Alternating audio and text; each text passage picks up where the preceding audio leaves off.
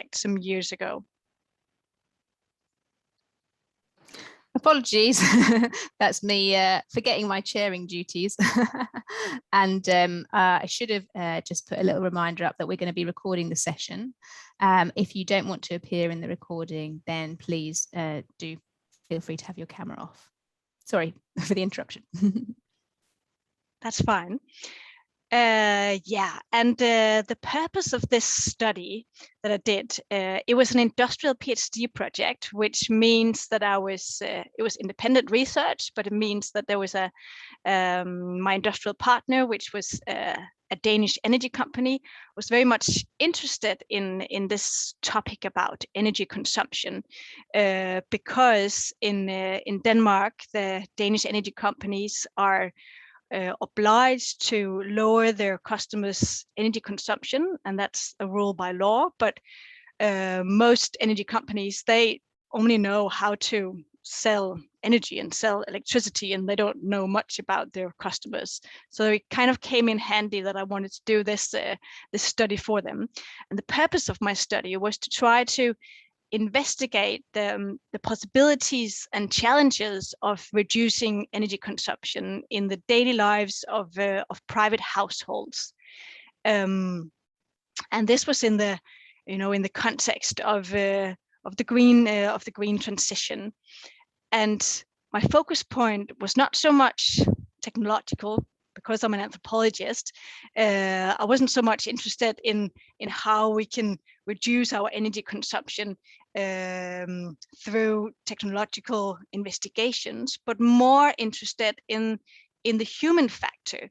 And I was very much inspired by a study that was done here in Denmark some years previous to this, where they showed that in completely similar households, in completely similar houses, in houses that were built exactly the same time and looked exactly the same, had exactly the same, insulation standard and so on, the energy consumption could be up to 300% different. So it was definitely, there was some kind of human factor that really had a great influence on the energy consumption. So this is the factor that I was interested in looking into. And then I was also very much interested in looking into the relations perspective. So many studies I felt had been focused on individuals, how to be able to change individuals in the direction of choosing to lower their energy consumption, but I kind of more wanted to look into the private households from the perspective of relations rather than individuals, to look at the household as a mini society consisting of different people who related to each other in different ways and had different preferences and doing different activities in the house. So that was my focus point for this study. And as you can see, I didn't at the beginning of the study mention the word gender at all, because I actually didn't set out specifically to study gender, but it was something that popped up very quickly as I started my data collection. And the empirical foundation for this study was to follow two different projects that was running at that time, and I will go through each of these projects and tell you what it was about and what my findings were, and also in the end of this talk try to compare it, because in some ways the same finding came out of them, but also some different findings, and that's also what I'm working a little bit on today to see and working on these days to see what I can do with these kind of also opposite findings, but we'll get back to that. Now I'll just take you through a journey on these two different empirical studies that I did. The first study was project I followed that was called the Zero Home Project. It's a project that took place in a small municipality in Denmark called the municipality of Sønderborg, which for those of you who are Danish, it's in a rural area in the south of Denmark. very close to the border to Germany, and they are very upcoming with they're very like in front with the green transition. They have this public-private partnership down there called Project Zero, which also has become famous in other international settings, but because they're doing a lot to become CO2 neutral in 2029.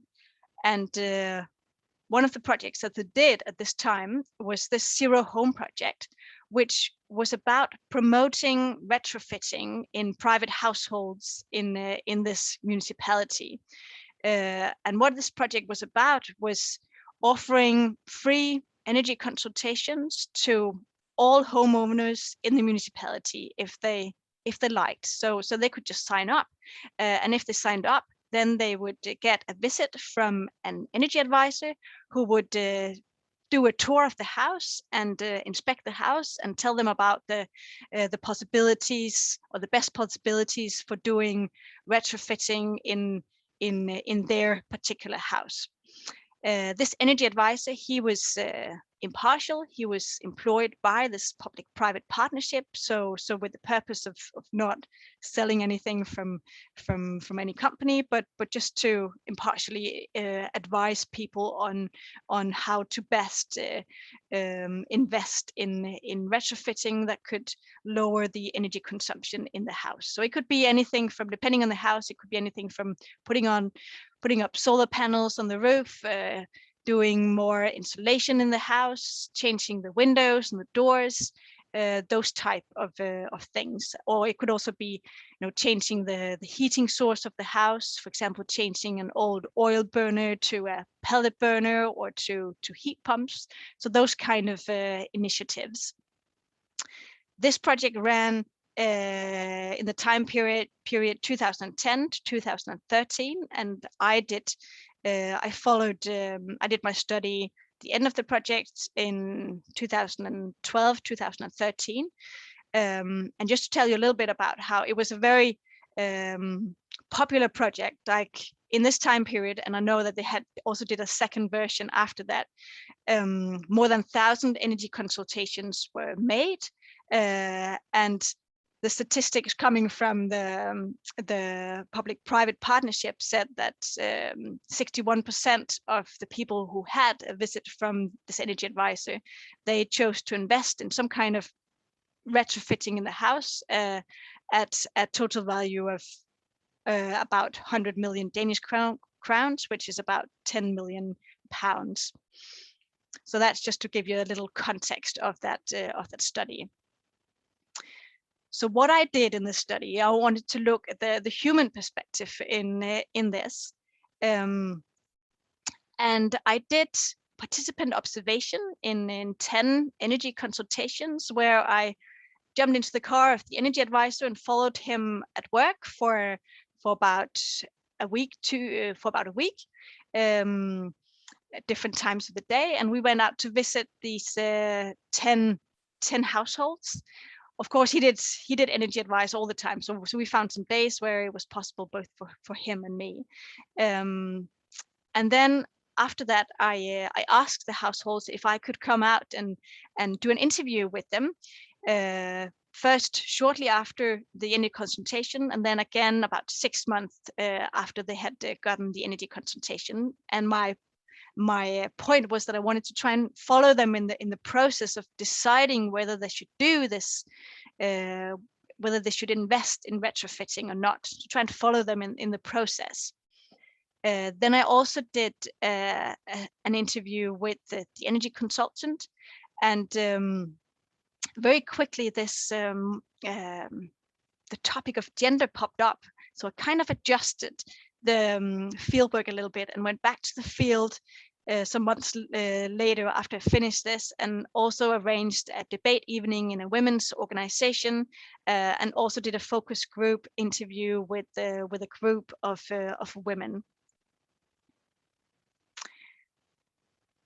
And some of the data from this study was, and now I'm just dwelling a little bit with the interview with the energy advisor, was that what was really at play here was that when the energy advisor came out to the households, then the energy advisor was a man, and he was very often and mostly talking to the man in the house. The percentages I've put up here on the slide shows his own statistics, the energy advisor statistics, but he found that in about 50% of the energy consultations, both the man and the woman was present. In about 30% of the energy consultations, it was only the man, and in about 20% of the energy consultations, it was only the woman who was present. And then the energy advisor would also, elaborate that he often spoke to the man and the woman in different ways. He said, and I'll just put in a small citation here, "I often answer questions twice, first in a technical manner, and then I talk about the soft values." And to me, that was quite interesting, because it really showed that there's something genderish at play here. There's it kind of seemed to be a male area, this topic of retrofitting and doing these renovations in the house. Then some of the data from the participant observation also confirmed what the energy advisor told me in the interview. Because what happened out there when during the energy consultations was that the energy advisor primarily talked to the man. The man automatically took on an active role, and the woman seemed to automatically take on a passive role, and a role that was both given to her, but also a role that she was taken. And also the energy advisor seemed to take for granted that the man knew something about maintenance already, and he would kind of go into the energy consultation with this expecting that the man knew something already about maintenance. But if it was a woman, he would not expect that, but he would talk to her in a quite a different way. I just put up again a couple of typical citations from the fieldwork, where the woman often would come with comments. She would kind of take on the passive role during the energy consultations, typically, and say things like, "Oh, this is your area, John or Peter," whatever her husband was called, or come with comments like, "Oh, I didn't even know we had a circulation pump," or whatever the topic of that particular retrofitting was about.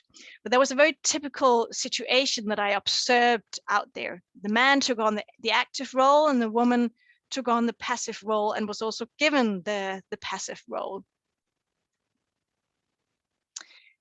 Then I was also lucky to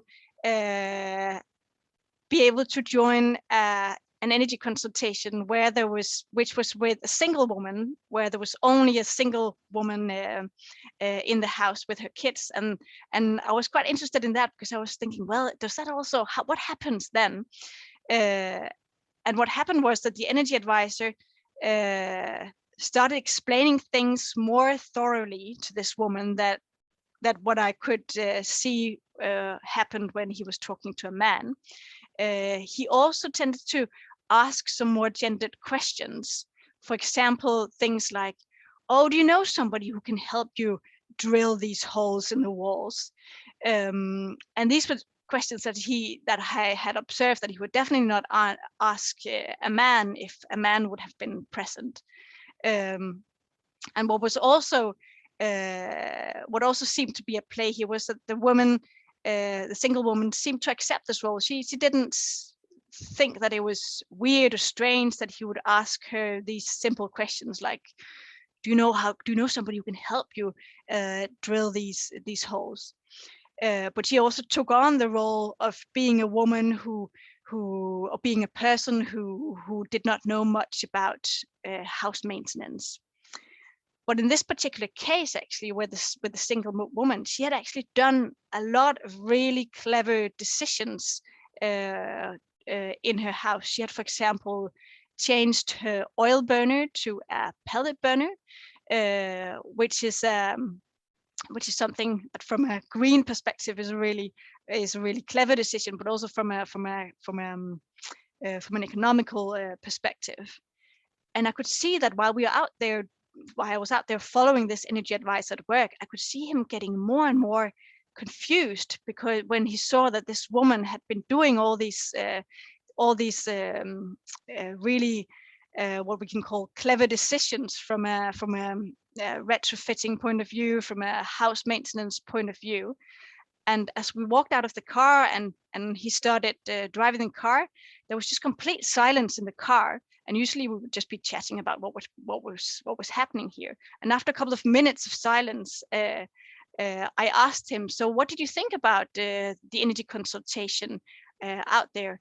And he just looked at me and he was like, "Well, this woman, she really had backbone."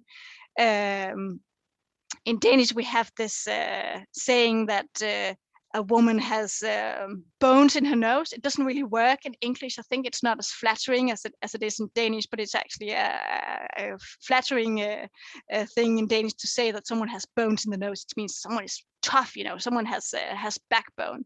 And I could see that he couldn't really put her into his usual category of what a woman normally does. That he was expecting a woman to be someone who is not really interested in house maintenance and retrofitting, but this woman kind of broke his idea of what this category normally was. So he was being really, really confused, I could see, and that's why he had to kind of look at me and say, "Wow, this woman, I think she really had backbone." Like, he couldn't really place this woman somehow. But my point here is that this really shows that the energy advisor, and I think also a lot of other people, have these categories that we tend to put women in and men in, and expect women to be in a certain way, and we expect men to be in a certain way. We have these cultural ideas of what a woman does in the house and what a woman is interested in the house, and same goes for man. We have this certain idea of what a man is interested in and what a man does in the house, and this particular instance kind of shook his idea of what this category was about, but kind of also confirmed that these categories existed.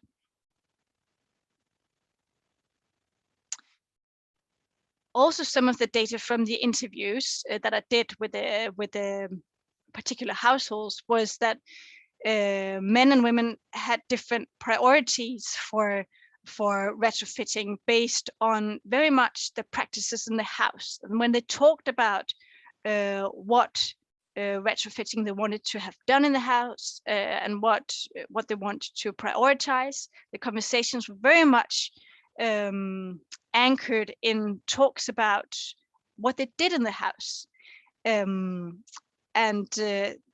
what they did in the house was very much also connected to some gendered what I was called gender division, general gender divisions of household tasks. I also made the households fill in this form where they told me who did what in the house. For example, who did the laundry, and they would tell me if it was a woman or a man, or sometimes both, who would do it, and who did the house maintenance, generally did the house maintenance the house, who generally did the cooking, who generally did the cleaning, who generally did the dishes. And I've put in a little table here in the PowerPoint showing you the results of that. And of course, this is not a representative study because it's only done with a smaller number of households, but I think it still gives a picture of what was happening out here in the households, and also I think it gives a picture of what we often generally see in society, that it's the woman in the households who who often do the reproductive activities in the household, such as cooking, such as cleaning, such as doing the laundry, and at least in my study, it was the man who 100% was the main responsible for the house maintenance in the house. Just put in a short, small example here to the right of a conversation between a man and a woman who was discussing whether they should renovate their bathroom or not. They were discussing if they should put in. They really wanted, or the woman really wanted, floor heating in the bathroom because there's a little bit of noise on the line. No, I think it's gone now. All right, and what the woman said was, I like to spend half an hour in the bathroom in the morning. And she was really interested in getting this floor heating because she said she would really enjoy that. But the husband said, oh, I'm not really interested in the floor heating. I'm in the bathroom for 5 minutes every morning and then I'm off to work. And based on these different practices, that was kind of the negotiation points. Well, I do this in the house and you do that in the house. What kind of, based on that, what should we prioritize when we renovate? So this is not to say that the woman always spends more time in the bathroom and the man doesn't, but it's just to say that often these discussions and decision-making points are based in and related to discussions about what we do in the house, and often what we do in the house is related to gender divisions of household tasks.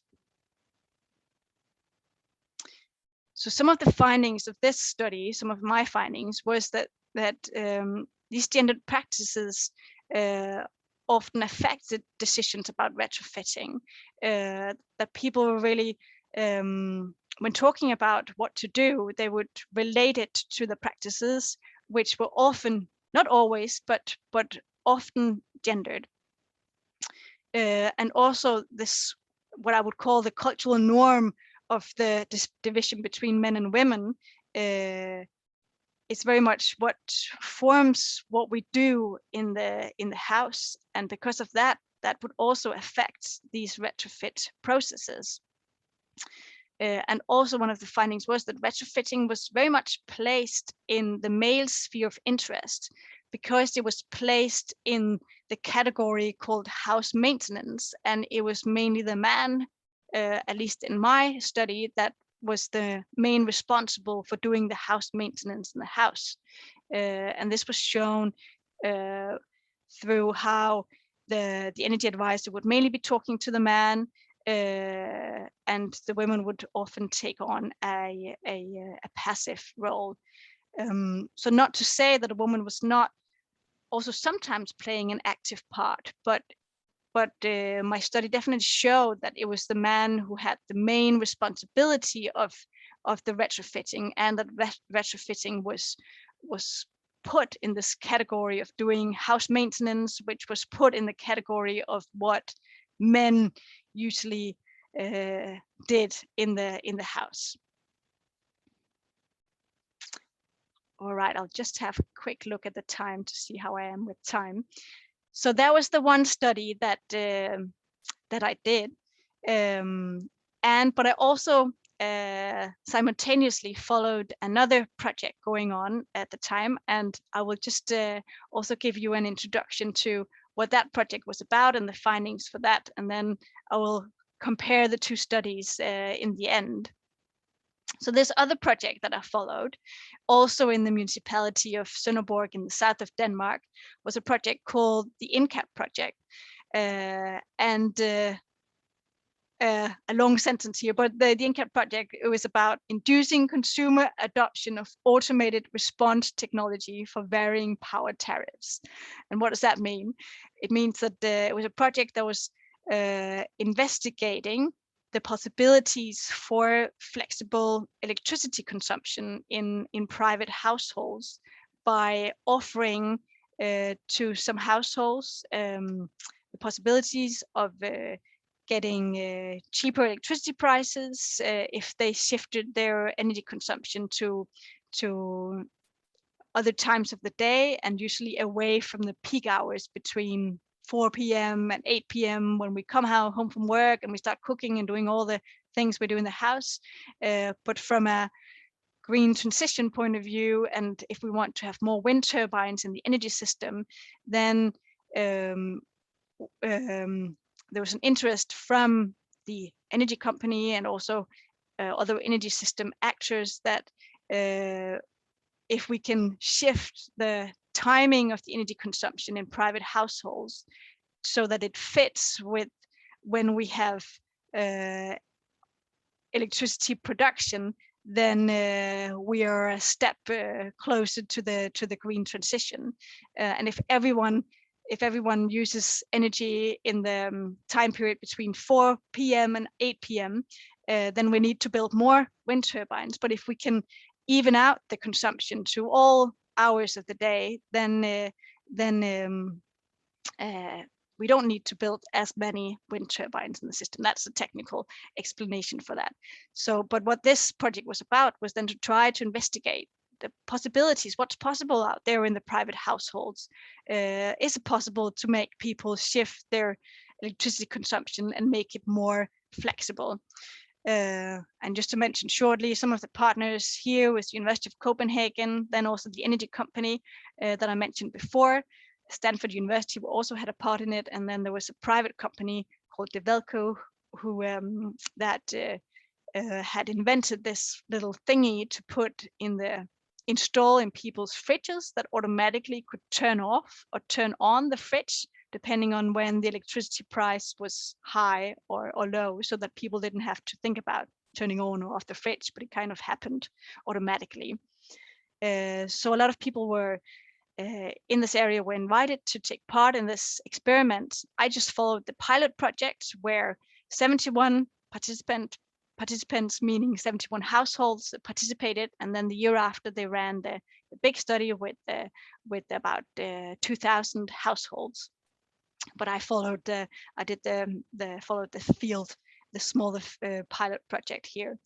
And what I did in this study was that I was interested in seeing, well, what actually happens out there in the households when they're part of such an experiment. So I invited myself into people's homes and interviewed 10 households.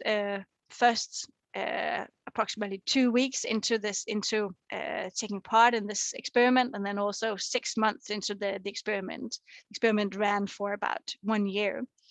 And then I also made them fill out a weekly schedule where they told me when they normally did the laundry, when they normally did the cooking, when they normally did all the different activities that the day consisted of.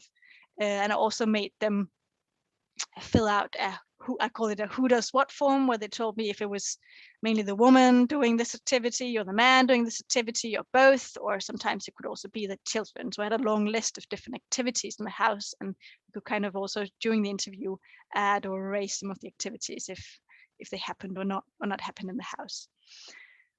Then what also happened in the study was that I cooperated with some economists who did 2 questionnaires, one in the beginning of the study and in the beginning of the experiment, and one in the end of the experiment. So my results were kind of held up against their results from the questionnaire.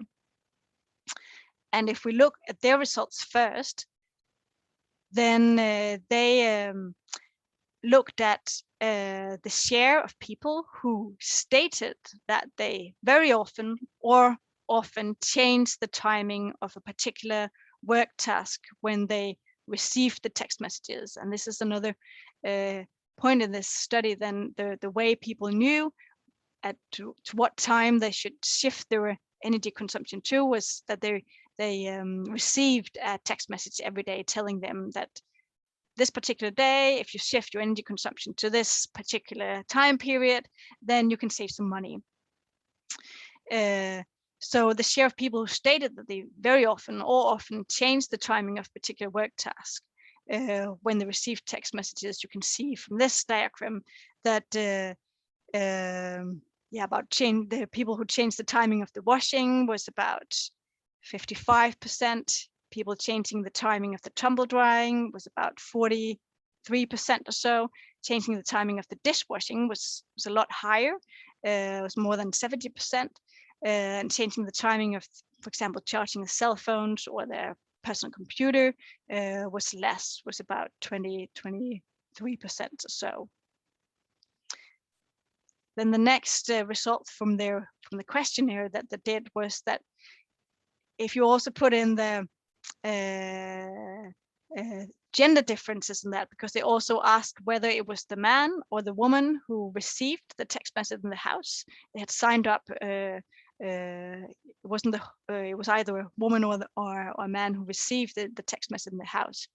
And this diagram shows the gender differences in share of people who stated that they very often or often changed the timing of a particular work task when they received the text message. And it was the stated behavior after the experiment. And as we can see, there's quite a big difference, or at least in some practices, between the man and the woman here. That if the text message was sent to a woman, then relating to the washing practice, then she would change the timing of the washing a lot more than the man did.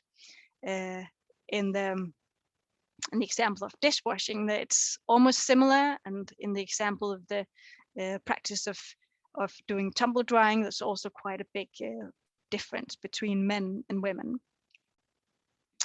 Then what the people doing the questionnaire thought, well, maybe it's just a matter of men and women going into the experiments with different intentions. Maybe the women are just more interested in doing this, in being part of this study than the men. But as we can see out of this diagram, then the light gray column shows the intended behavior, and it's almost the same. There's no big significant difference between the women going more into this experiment, being more enthusiastic and wanting to do it more than the men. But the stated behavior about washing, there was a significant difference between the men and women, meaning that if the text message was sent to a woman, then there was a significant difference in that they actually changed the timing of washing clothes. Then coupled with my qualitative results, and here I put in the same table as I did before, then we can explain this difference between men and women, because the women and the men do different things in the house. It's mainly the woman who does the laundry, so that's why it made sense to send that the women, that if this text message was sent to a woman, then the changing, the shifting actually happened, because it was the woman who was mainly responsible for this practice. And as we can see with doing the dishes, then they're more, what turned out in my study was that there were sometimes the man did it, sometimes the woman did it, but often they both did it. So that's probably the reason why there was not such a big difference in that practice in terms of whether the text message was sent to the man or the woman, because they both performed the practice. And then also some of the qualitative results. One of the questions that I asked myself was, well, why was the timing of electricity consumption changed in some cases but not in others? As you saw, then it was mainly the dishwasher that they could change the timing of, and also mainly the doing the laundry. And here I have tried to. I think the explanation can be that some practices are simple, meaning that they can stand alone, whereas other practices are connected to other practices. For example, turning on the dishwasher seemed to be a practice that could kind of stand alone. You could just turn on the dishwasher whenever it was whenever it was ready, and you could easily kind of wait a couple of hours and just turn it on before you went to bed. And even some dishwashers you can use a timer, whereas other practices, like for example using the washing machine, is also often connected to using the tumble dryer or putting up the clothes on a line afterwards. And if you turn on the washing machine late at night, then it would be done in the middle of the night, and you would not get out of bed and turn on the tumble dryer at that point. So in that sense, practices were connected, and that made it more difficult. Also, we have some cultural norms about how to perform practices. For example, washing. In some countries, it's normal to wash clothes with cold water. In some countries, you definitely use warm water. You have a lot of different ideas about how to sort the laundry, and that definitely also, these norms about how to deal with laundry definitely also affected the possibility for shifting these different practices to other times of the day. And then there's also a certain element of cultural timing. For example, cooking using the stove definitely seemed to be an activity, a practice that was not possible to shift to another time of the day. And I think the explanation to that is that we are culturally socialized into our day being built up in the following way, that we get up between 6 or 8, and then we go to work, and then we approximately work from 8-9 to 4-5ish in the afternoon, and then we go home. A lot of people are at least in Denmark, have this kind of societal schedule in their lives. So there's also a certain cultural element to that. I would argue.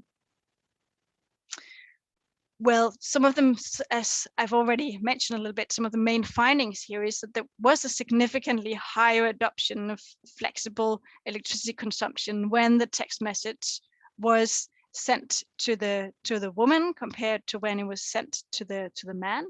And we could also, but this doesn't relate so much to the gender aspect, but we could also rank the possibilities for changing the timing of electrical appliances. It was more possible with the dishwasher, then came the washing machine, the tumble dryer, and then came the phone and the PC, and then came the stove. I think I will just have a few slides left. I know I'm running out of time now. You're doing all right. We get another 5-7 minutes. Good. But then I just shortly want to touch upon that, of course, there is a bias in all studies, and in this study, it was conducted in a rural setting in Denmark, and also the people that I talked to had a high average age compared to what I would probably have, what would have happened if I'd done the study in a more urban setting.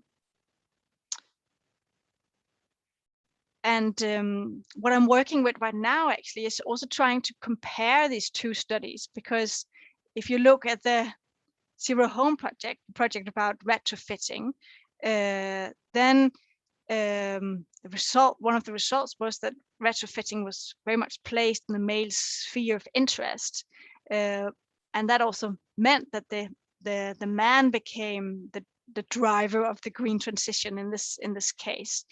Whereas in the other project, the Incap project, which was about the flexible electricity consumption, one of the results was that it was the women who responded more to flexible electricity prices than men.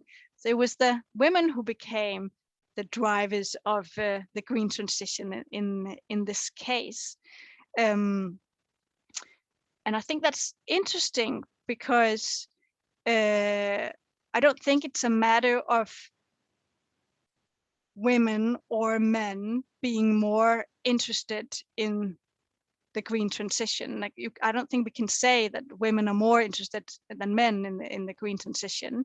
Though I know there are also some studies looking into like gender differences in our interest in climate change, energy transitions, green transitions, whatever we call it.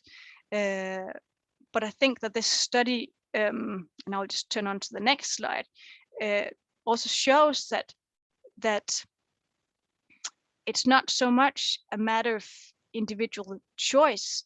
We don't see that it's the man wanting to do more for the green transition than the woman, because in some cases it's the man and in some cases it's a woman. But it's more a matter of some culturally embedded negotiations and practices that we are not necessarily aware of.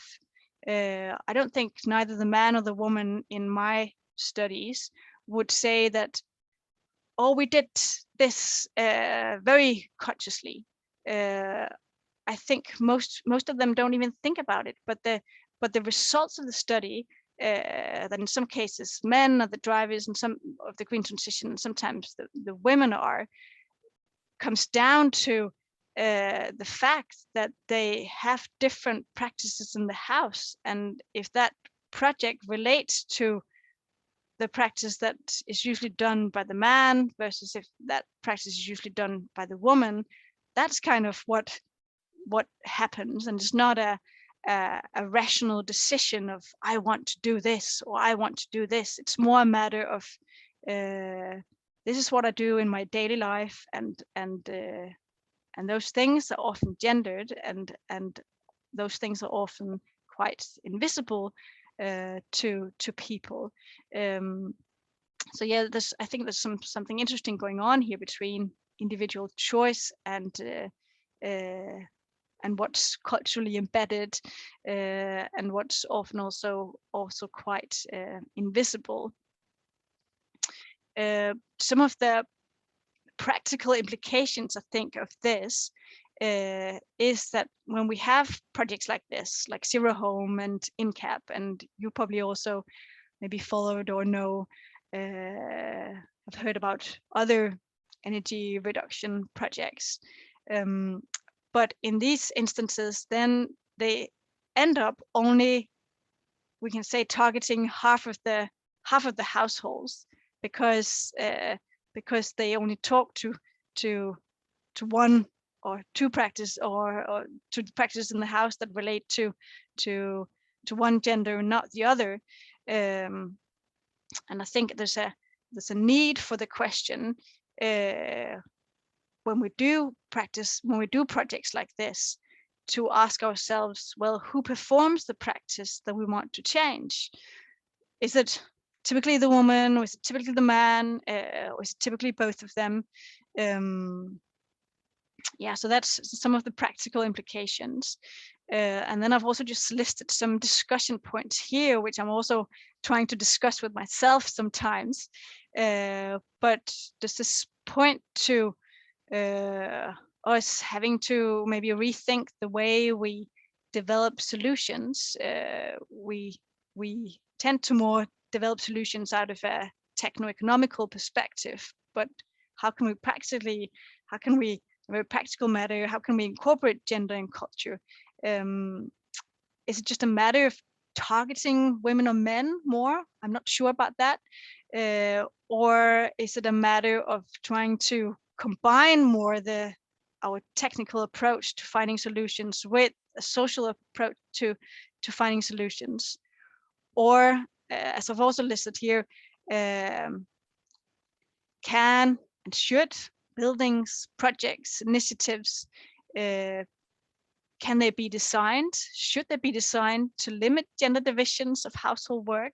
My first thought about that is, no, energy reduction goals, that's not the arena for limiting gender divisions, but is it or is it not?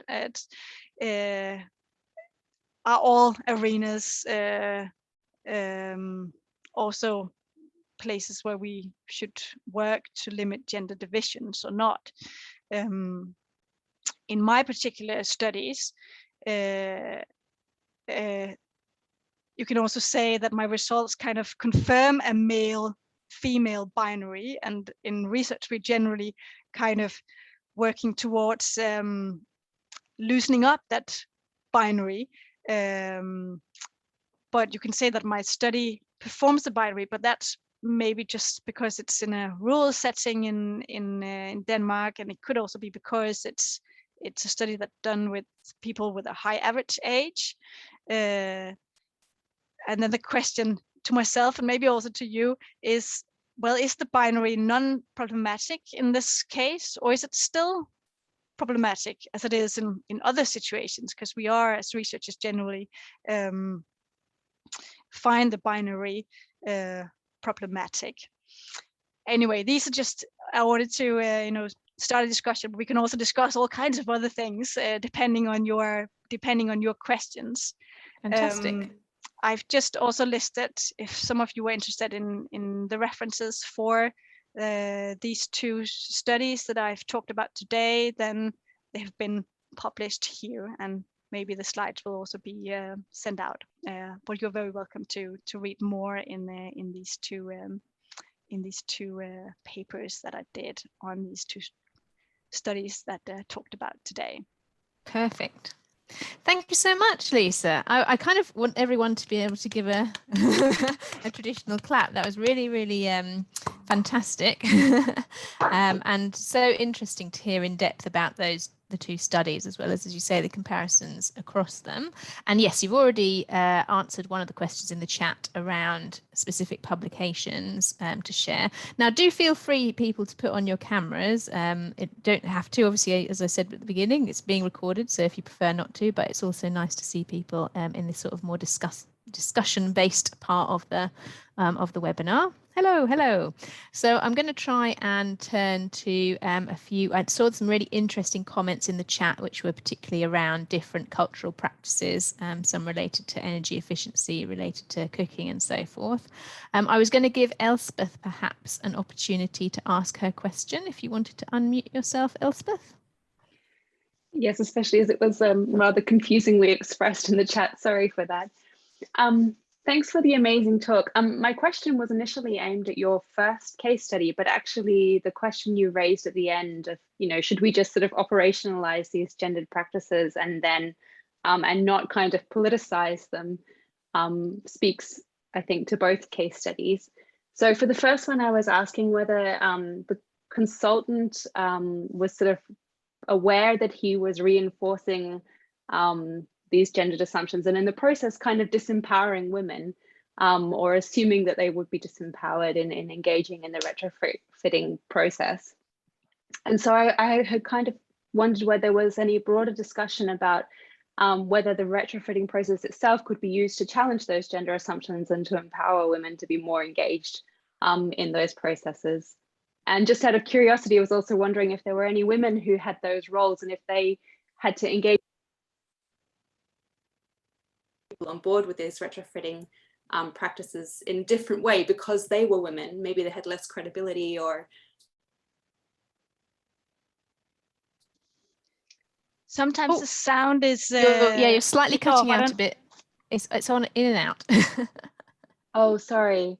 It's okay. Basically, just wondering whether the consultant was aware that they were reinforcing this, and if there were any attempts to sort of challenge that and empower women through the process of retrofitting.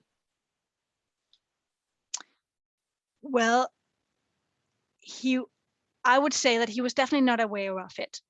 I think he became aware of it as I was talking to him about some preliminary findings, and he was definitely very interested in these findings. But I think that these cultural embedded ways of what a woman does in the house and what a man does in the house are often things that we don't really think about. And I'm quite sure that he was not aware of it. He just wanted to promote retrofitting. But I could definitely sense, as I also tried to explain that that he, without even knowing it, he would talk to the man more than he would talk to the woman. And when he met a woman who was kind of breaking the category of what he normally found that where a woman would be placed, he would be very confused. But I don't think he was aware of it. I think he was kind of like culturally embedded a way of acting that he didn't really think about, and that we often, as normal people in our everyday lives, don't really think about. Yeah. And then you also had a question about retrofitting being the possibility of retrofitting being possibility for empowering women. Was that rightly understood? And yeah, when I first did my study, I was like, well, retrofitting, energy reduction goals, that's not the arena for, for pointing out gender divisions. But I don't know if I'm also becoming a little bit unsure if not all arenas are arenas for limiting gender divisions. But I don't know. Should the gender inequality be done everywhere? And should we fight gender inequality everywhere in society, or only some places? Or to what degree is it just a matter of, because I think a lot of people would also just think, well, it's just a matter of me being more interested in doing this part of the household work than the other part of the household work. So shouldn't we also just respect that, even though it might be culturally embedded? Yeah, so I don't have the answer to that, but some thoughts about it. Fantastic, thank you. Do we have another question? Anyone would like to raise their hand or put a question in the chat? Oh, Kevin, yeah, feel free to unmute yourself. Hi, everyone. Well, thanks, Lisa, and thanks also, Rosie and Kate, for putting on this event. It's been great. Well, I wanted to, it popped into my head, one area where we do really need to politicize on this is in the context of energy poverty, of course, where, the gender issue, they're different in developing countries and less developed countries, but, there is it's an important thing. But I wanted to ask you, Lisa, whether you had worked at all with Yolande Strenger's idea of resource man, which I've always found quite useful and sort of amusing as well. Yeah, I just wondered if that had been part of your picture, and if not, why not? Yes, I really like Yolande Strenger's work on the resource man, and I think that my study is definitely a study that kind of moves away from looking at the households as this or that's at least how I see the resource man, as this individual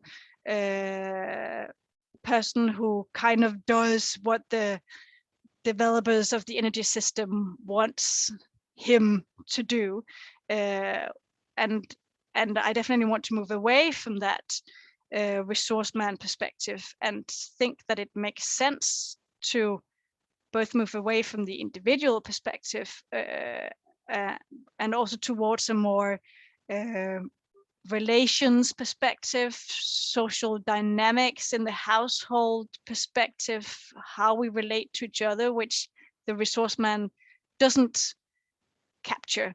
and which I think we need to capture if we want to be more realistic about what's possible out there in the households. And then also how I see this whole idea of the resource man is also kind of a movement from, we have some technological invention that we do, and then we kind of need the resource man to take on that technological invention, that kind of movement from technology to people. But I think it's quite interesting to rethink that movement and say, well, what comes first? Maybe people and technology should be developed more together from the very beginning, instead of technology coming first and then being implemented on people. But yeah, I really like Yolanda Strenger's work on the resource man. I think it's spot on, like capturing some of the things that are going on in our development of the energy system. You know, I think Strengers would agree with you, you know, about the way forward. And I think, you know, the concept is raised as a critique, you know, not you know, she's quite specific about that, isn't she? Not as a kind of not as a good thing. Yeah, no, fantastic. Thanks, Lisa. Brilliant. Thank you very much. Right, I see a few questions now, so I'm going to come to Sylvia first, and then I think I'm going to Mario Diana, and then to Rehab. So Sylvia, over to you. Yes.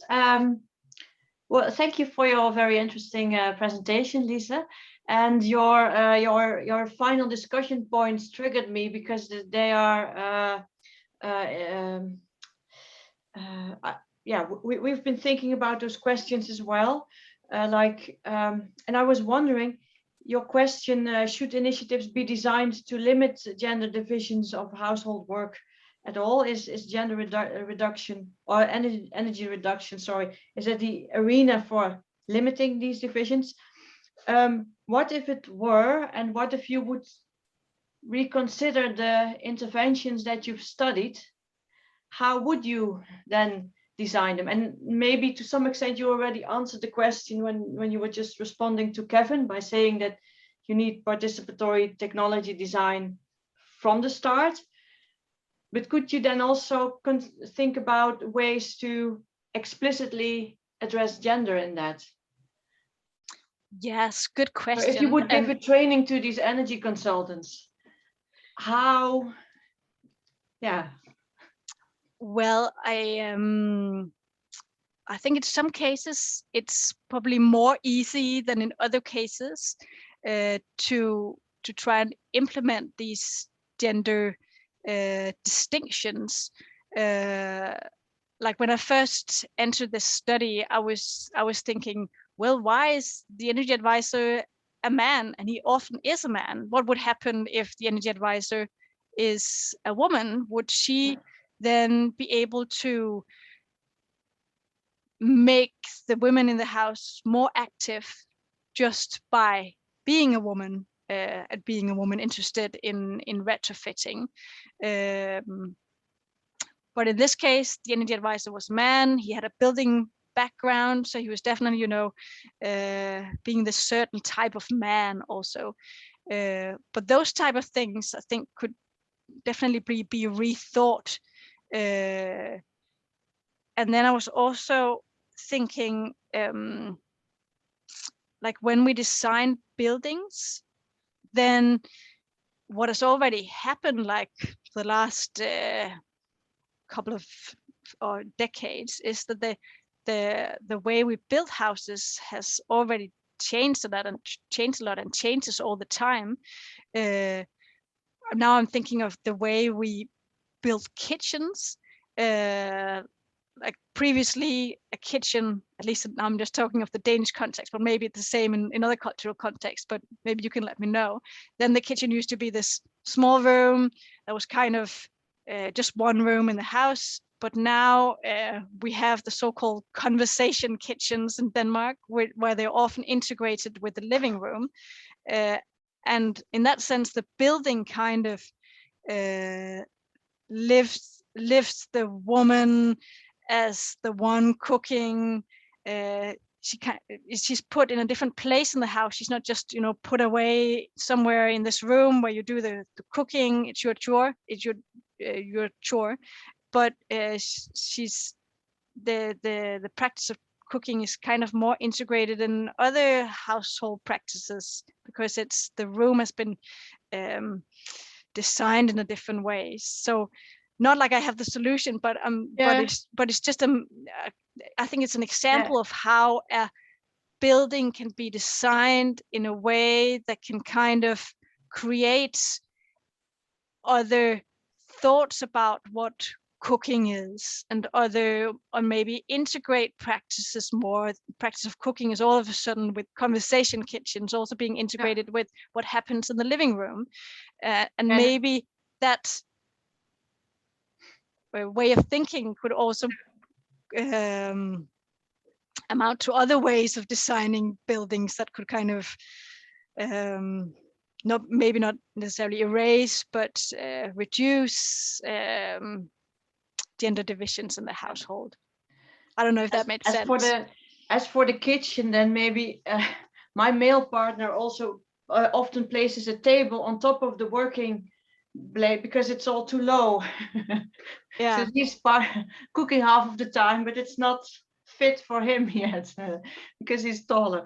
But it's, of course, I don't expect an answer, but it's really difficult. This morning I asked this question to people who develop algorithms for energy management systems in the homes, and they were very open to discuss this, but we didn't even know how to discuss this properly, because often you don't talk then about the algorithms themselves, but the way in which they are communicated to the end users. And there's a lot of things you can think of there, but in the algorithms themselves, how they also in a way tend towards a certain value allocation, which is gendered. Well, it is a very difficult discussion. We've only just started with that, but thank you. Great, thank you so much, Sylvia. There's several more comments, and I want to give people a chance to come in. There's a question, I don't know if Mario Diana wants to say this, but it's around actually the technicalities of how those text messages worked in your study, Lisa, and how people were contacted. I don't know if you're able to say a little bit more about that. The question was, were the messages given face to face, but it sounds like they weren't, but you'll be able to give more detail, and the comment being, I know the ways and means to communicate messages makes a big difference, a great difference. Yes, so how it worked in the study was that it was the energy company who sent out an invitation to a certain amount of private households in the area, inviting them to take part in this pilot project, this experiment, and then they could save money doing it, because they were able to, if they shifted their energy consumption, they would also save money. So that was meant as an incentive.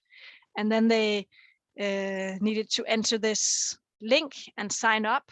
And as they signed up, they also needed to put their phone number, and if they were man or woman. So that's how they got that data. And then the contact person was then invited to answer the 2 questionnaires during this study, which was performed by some scientists at University of Copenhagen, but there was the energy company who was doing the everyday communication with the people participating in the study. Brilliant, thank you very much. Rehab, I'm just going down in order. I don't know if you wanted to say your comment. If you wanted to come in, I can see lots of people responding to that. If not, I can read it out. Rehab said, if energy policies and practices remain gender neutral, they end up reproducing gendered inequalities and often disadvantage women, because by default, they're mostly designed for men. Consequently, gender has to be made explicit. However, the understanding of gender equity and what women want in terms of their empowerment needs to be contextually defined. And various people have given follow-ups to this. I don't know whether, Lisa, whether you wanted to give any comment by response. Yeah, no, it's a really interesting comment. And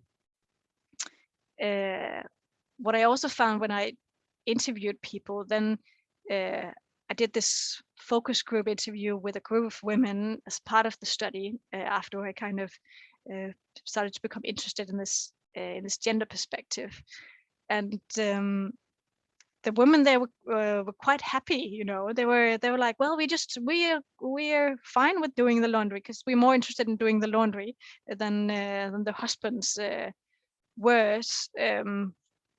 But that to me just kind of shows this difficulty of saying, well, when should you decide yourself, even though that decision is probably culturally embedded, like you've been culturally socialized into thinking that this is what a woman normally does in the house and this is what a man does in the house. And when should we do interventions that say now we will force people to do things in a different way? Because I definitely didn't experience women being unhappy about this at all. So that's kind of like difficult to say if we should we intervene in this at all. Yes, I was thinking about your percentages with the different tasks and how there obviously were some big major trends, but at the same time there are kind of significant minorities for some of them as well, you know, where people are, as it were, taking on the role which oftentimes is done by the other gender. So yeah, fantastic. I'm going to come to Nadine, and then I'm going to come to you, Kevin. Not forgetting you. So Nadine, I wondered if you wanted to ask your question.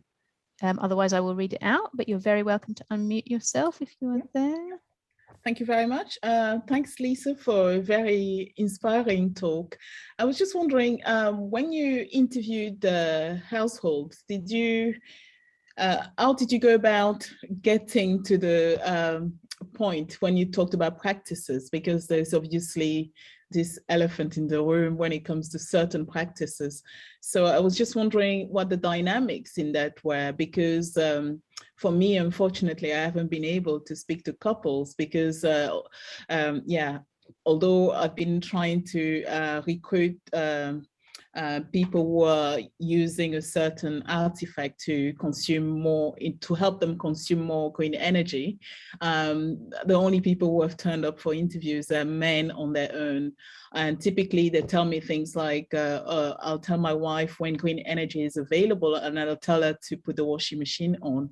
But I haven't had the woman's voice in my research, unfortunately. So I was just wondering for you, how did it go? How did you get to the point with these kind of awkward questions? Yeah, good question, Nadine.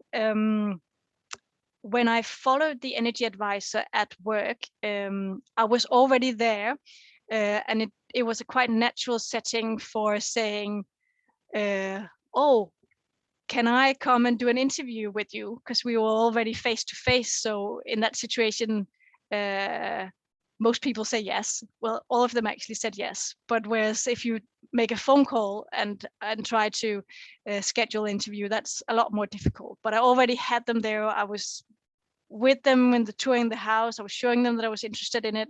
So it was quite easy to invite them for an interview. They were very interested in that, and they sometimes ask me ask themselves if I preferred that they were both there or if just one person, and I said that, well, I was very interested in hearing both perspectives, but they could do what they wanted and also what was possible in their everyday lives. When I was out there talking to them, I didn't experience that it was an awkward topic to talk about.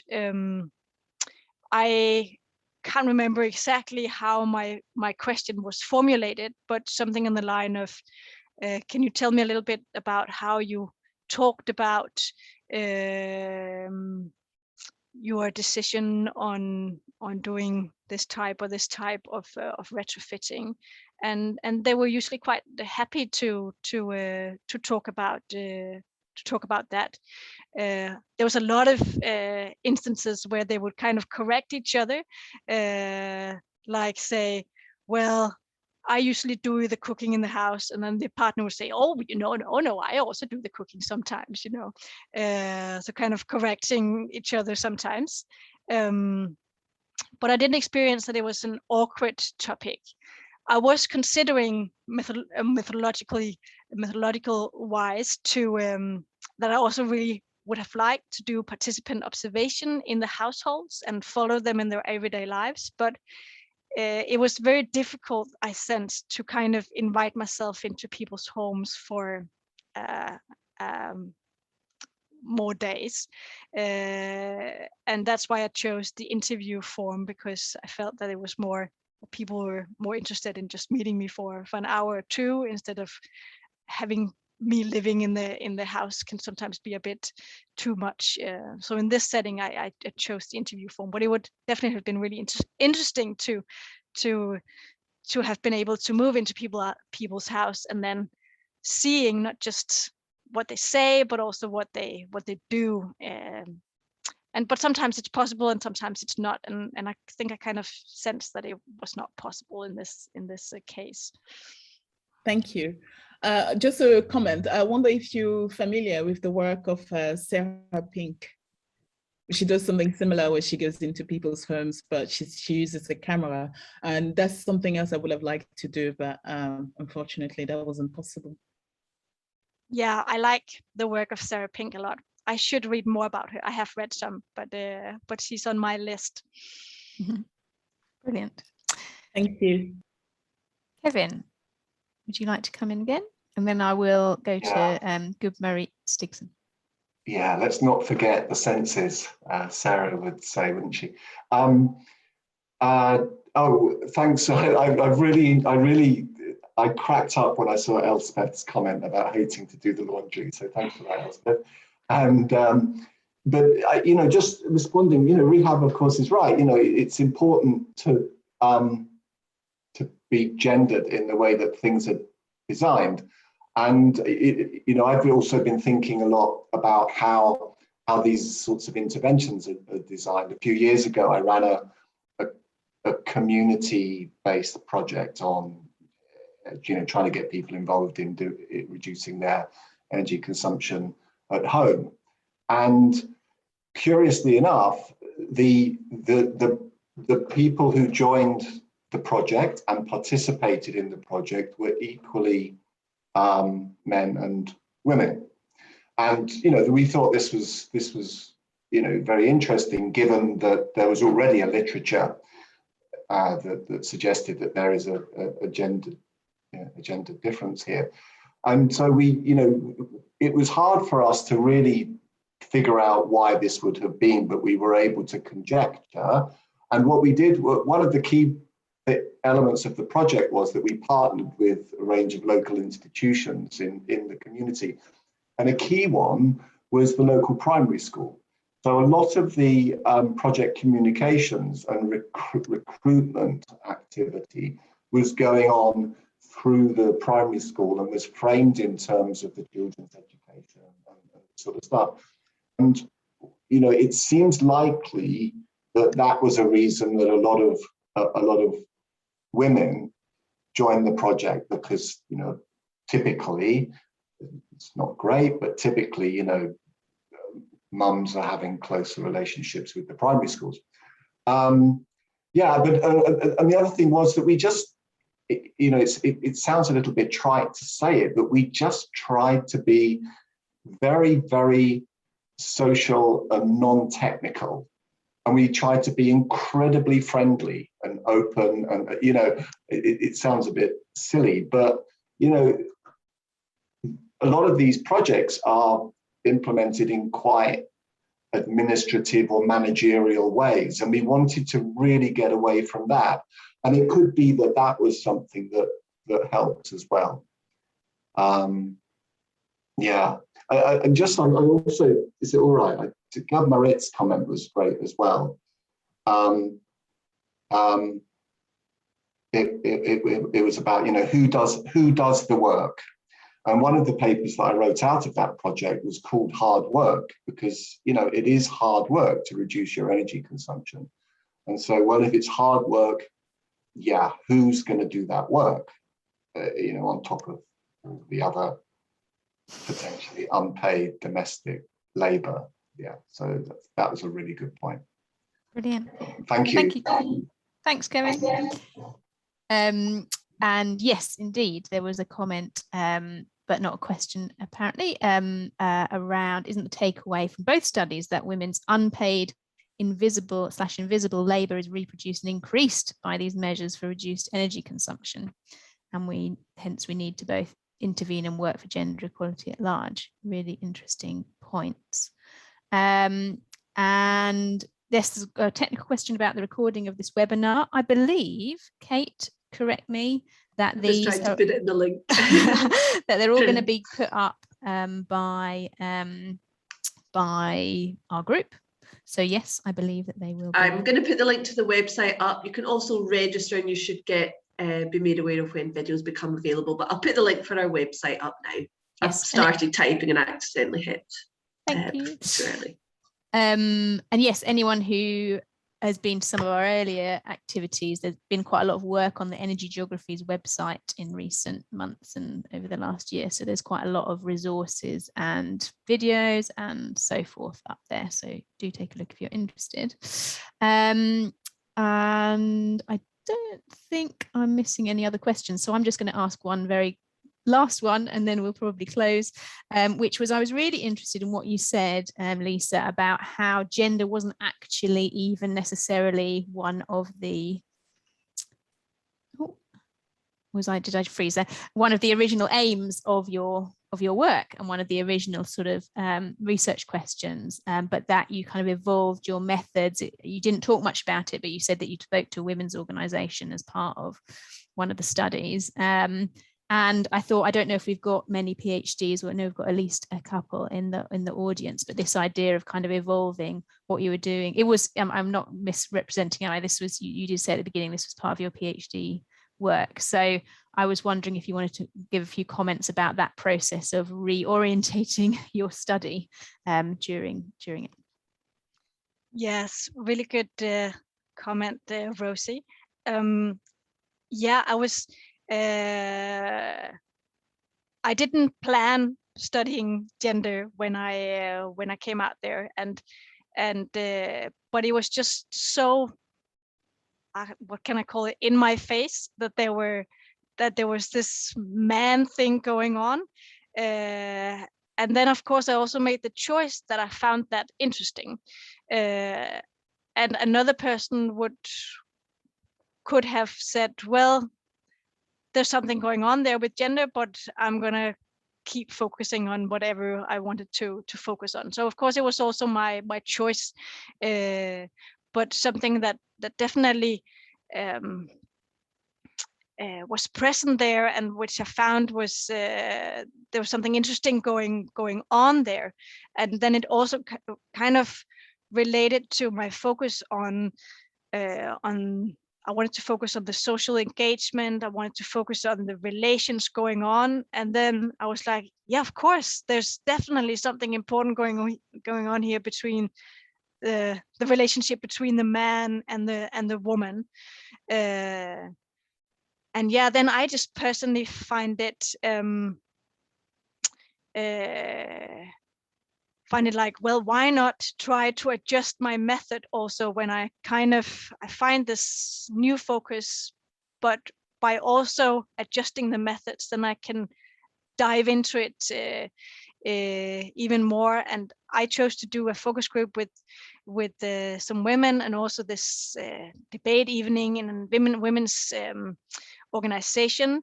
It could have been something else that I could have done,